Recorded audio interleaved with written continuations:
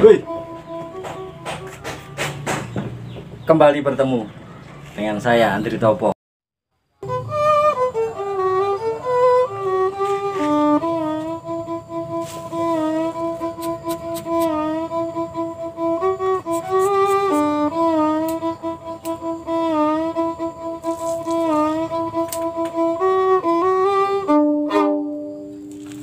Saya biasa, kalau teman-teman yang lain adalah mencampurnya dari seluruh media itu, kalau saya lebih seneng SAF.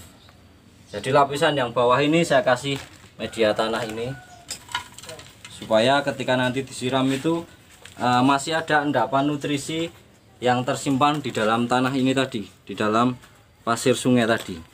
Tipis saja teman-teman. Nah, lapisan kedua baru saya kasih pupuk kandang campur sama pupuk kompos.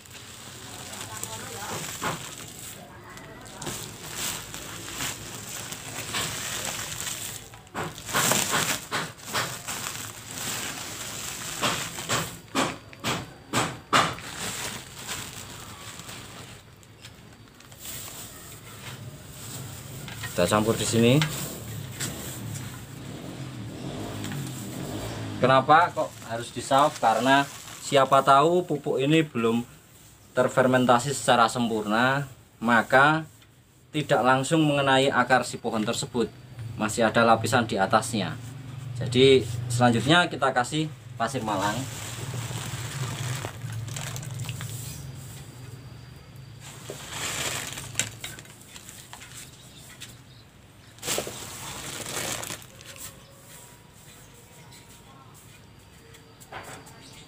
Lalu sekam bakar.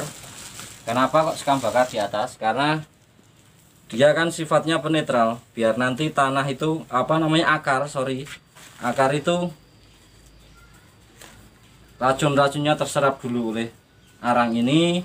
Lalu yang kedua, dia akan menyentuh pasir malangnya, artinya dia mendapatkan nutrisi mineral. Lalu sambil pupuk ini terfermentasi secara alami, akarnya lambat laun mengenai pupuk tersebut. Jadi seperti orang berbuka puasa, langsung makannya lahap. Oke, selanjutnya kita tanam pohonnya.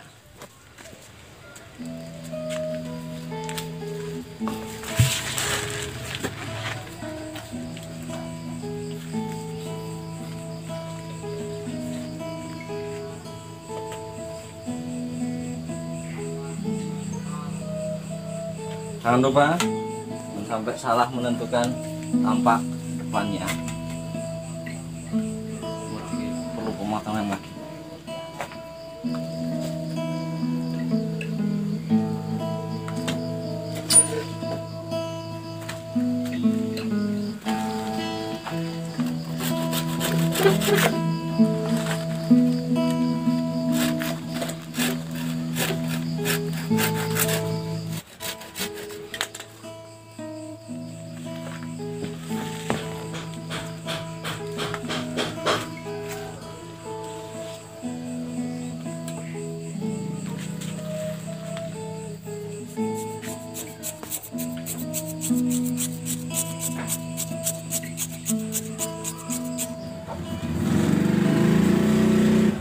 Selanjutnya tahapannya adalah kita rumus keseimbangan hidup.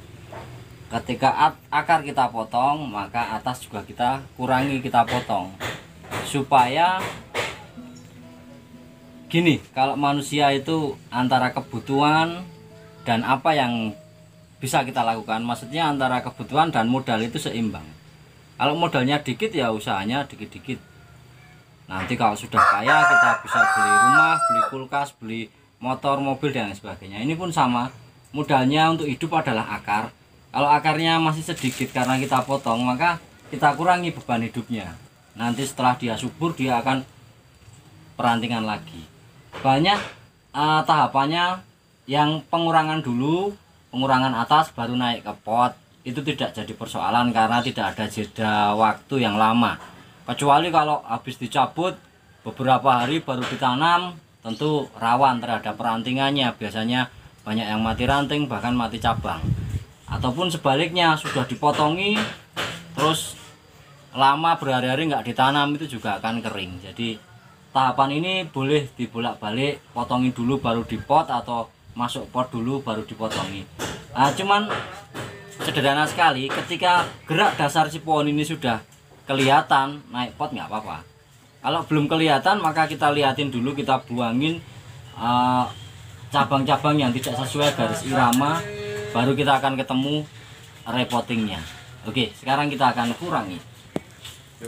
Pertama-tama akan kita buang cabang-cabang yang tidak sesuai dengan garis irama gerak pohon.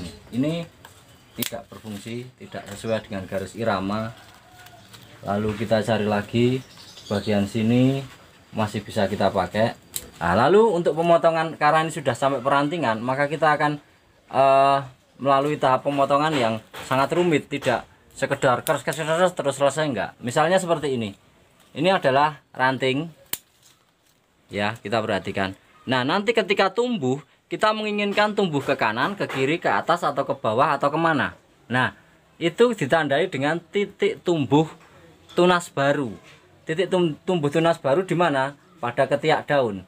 Jadi ketika kita ingin dia nanti tumbuh belok ke sini, kita potong di sini. Maka dia akan tumbuh di sini.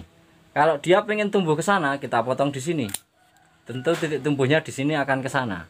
Nah, kalau saya menginginkan titik tumbuh yang agak ke bawah, biar nanti dia agak turun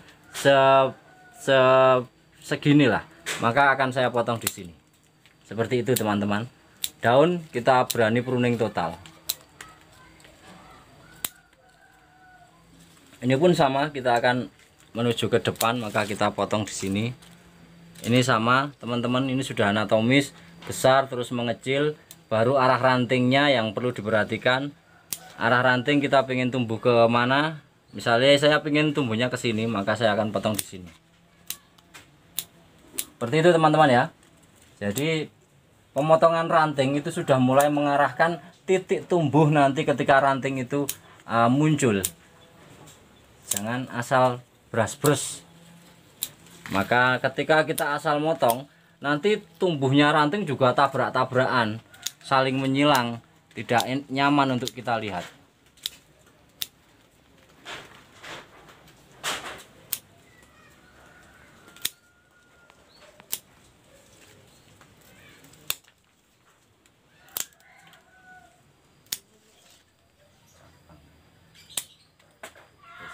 Nah teman-teman, perhatikan ketika perantingan seperti ini.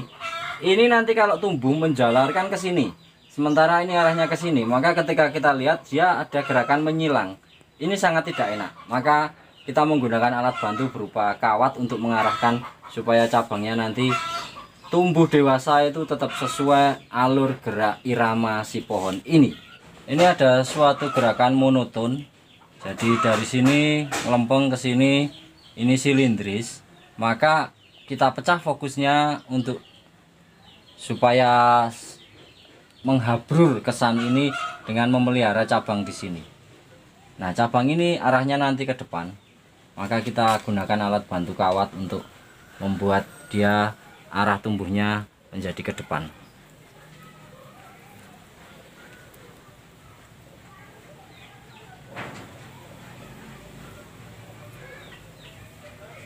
Pohon waru ini tergolong pohon yang mudah perkembangbiakannya, mudah perawatannya, mudah pemrogramannya. Jadi karena mungkin alamnya tepat ya berada di sini. Kalau di tempat Anda silahkan dicoba sendiri, karena pohon itu tentu menyesuaikan pada alam setempat. Di daerah dingin cocoknya pohon apa, daerah panas pohon cocoknya apa, itu silahkan teman-teman menganalisa sendiri.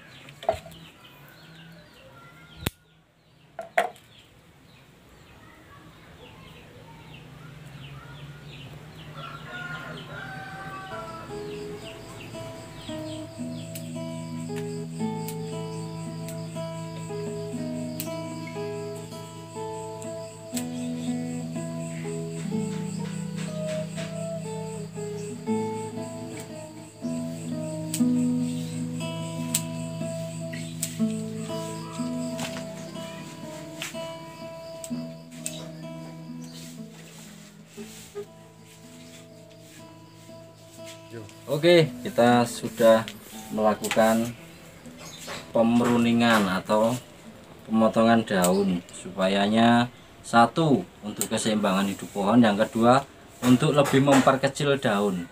Jadi nanti pasti titik tumbuh daun ini akan lebih mengecil daripada tadi. Kenapa seperti itu? Karena ketika kita potong, itu nutrisi yang harusnya untuk satu daun dia membagi menjadi 5 daun sehingga muncul perantingan seperti itu. Nah, nanti kalau perantingan sudah sangat rapat maka kesan tua akan muncul. Lalu ini kan pohon waru. Bagi untuk pohon-pohon lain sebaiknya naik ke atas pot ini dari ground itu sekitar 75% jadi. Jadi nanti perantingan itu kita matangkan di pot. Karena apa? Karena semakin perantingan di pot maka kesan tua akan muncul dengan sendirinya. Tetapi kalau untuk waru ini jauh lebih mudah ya, untuk proses penanaman, pemrograman dan juga perawatannya lebih mudah. Jadi kita cek arah cabang dan arah ranting. Ketika nanti ada yang menyilang, ada yang tumpang tindih, ada yang dari bawah malah mendahului ke atas, kita rapikan, kita tarik menggunakan kawat, baru selanjutnya itu yang disebut finishing atau kita siram.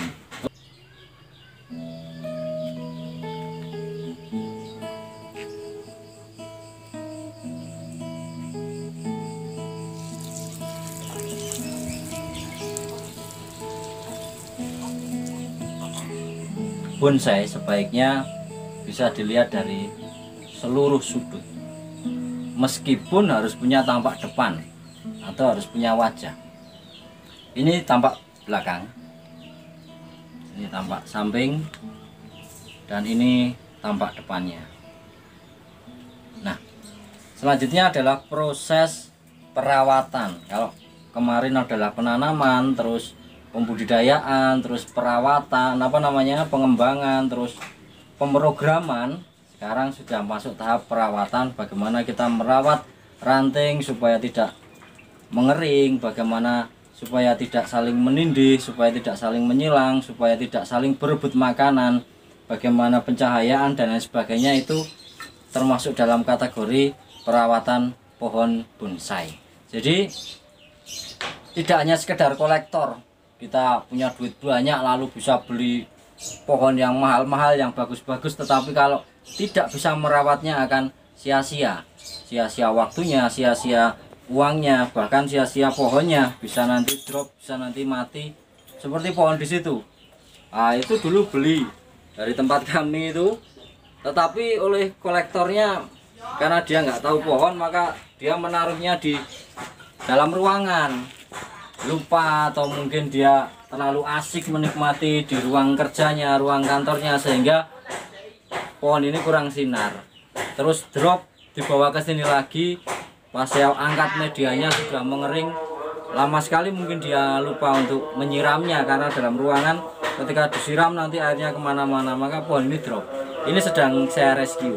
Kita kembali ke pohon waru ini. Oke teman-teman, ini sudah selesai. Kita mulai dari tadi pencabutan, terus pemrograman akar, lalu penanaman di dalam pot. Selanjutnya apalagi ya? Wah, tinggal kita menyuburkan. Nanti ini taruh di tempat teduh sekitar 2-3 hari baru kita berani keluarkan. Itu saja mungkin. Tunggu video-video selanjutnya. Tetap berkarya, ingat keterbatasan adalah sumber kreativitas. Terima kasih.